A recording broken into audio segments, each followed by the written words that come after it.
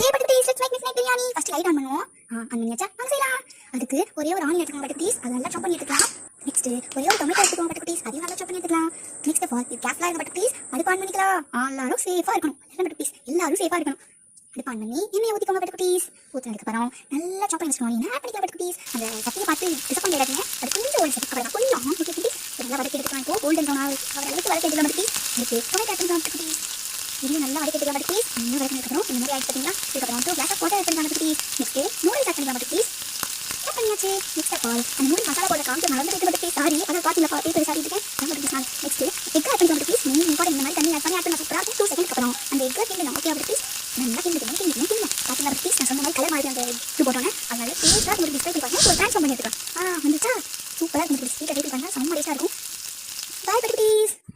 எனக்கு like share எல்லாம் பண்ணுங்க பட்டர்பீஸ். அதே மாதிரி உங்களுக்கு ஒரு கேள்வி வச்சுக்க பட்டர்பீஸ். என்னன்னா இஷ்டி வால் இது எந்த சேனல் சொல்லுவாங்க, யார் சொல்லுவாங்க சொல்லிட்டு போறீங்களா?